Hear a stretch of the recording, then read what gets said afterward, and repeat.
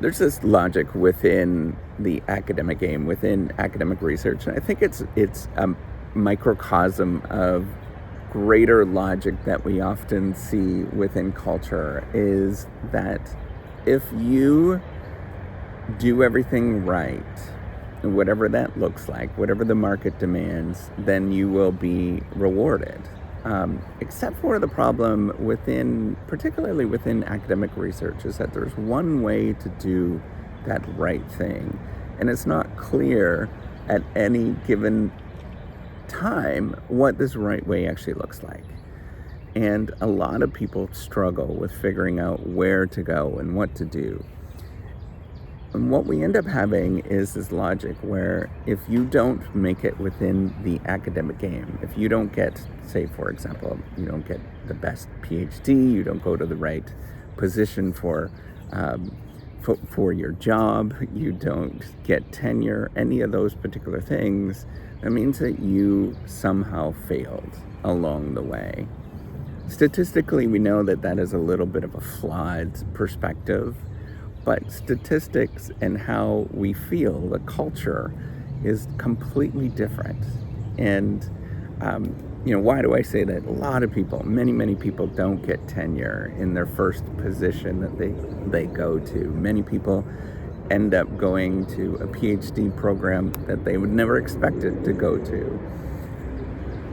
But what does this do in terms of culture? It's because we have this sort of culture that there's a right way of doing things. If you don't follow that right way, then nobody tells you what that right way is. And sometimes we're incapable of pursuing that particular right way. Then we often get lost and we internalize that we are the problem. The individual is the problem. So I like to push back against that. I like to say that there is a lot of different ways that we can pursue this. And there's many interesting ways that we can build a better culture. We can always do better. And that's the way that I view it. And my idealistic view of the world is that there is a way where you play and it's silly and you can explore ideas and nobody gets upset when you explore ideas and you pursue those things with as much vigor as you do when you're 4 or 5 or 6 years old staring at a mud puddle. I know that's very idealistic, and I know that often doesn't hold. But it's the way that you keep the spirit alive inside of you so that you can continue on and get back up and do it again the next day. The problem with the current culture and the way that we actually view things, and that we're all just metrics, we're numbers, to be classified in different ways. We know that this often does not hold up. If you look at many people that have done a good job and won Nobel Prizes, they're not productive in the way that we conventionally measure it. We also know that a lot of people internalize this in the wrong way, and we lose a lot of people. They go off into different directions. Not only when they go into a research career, they realize they don't like it because they don't like the pressure, and then they stop. They go into other things in the university system. Or a lot of people leave. They leave universities altogether because they just don't want to deal with this anymore. So how do we change this? What's that look like? Well, that's where we have to start pushing back and doing things where we act a little bit more silly than we should. Or we do things that don't appear to be rational to the outside world. We bring in people that do not necessarily fit the mold. We often have to do these things so that we attract and become better as people.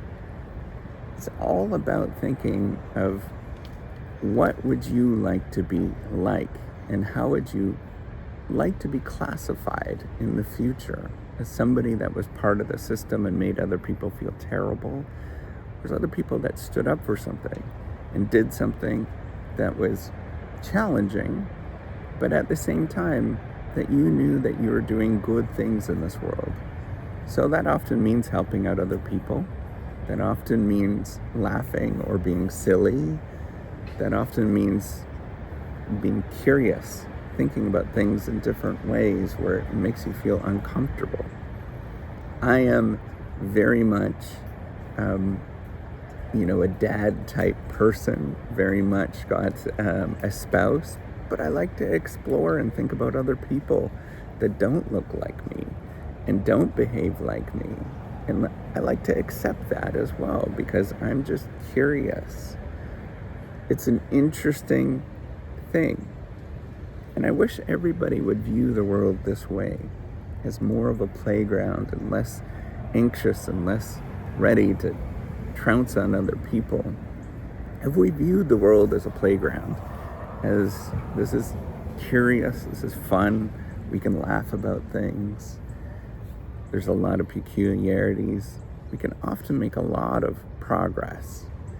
Remember, if we view ourselves as kids, and often that becomes my model, if we view ourselves as simple kids where we're staring at a mud puddle, we can get a lot further in terms of understanding than saying that something is extraordinarily important or we have to act a certain way, or if we don't behave this way, then nobody is going to like what I do.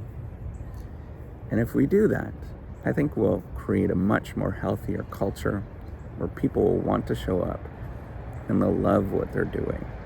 Remember, we always have some room to look for new opportunities of growth. Take care and have a wonderful day. Bye.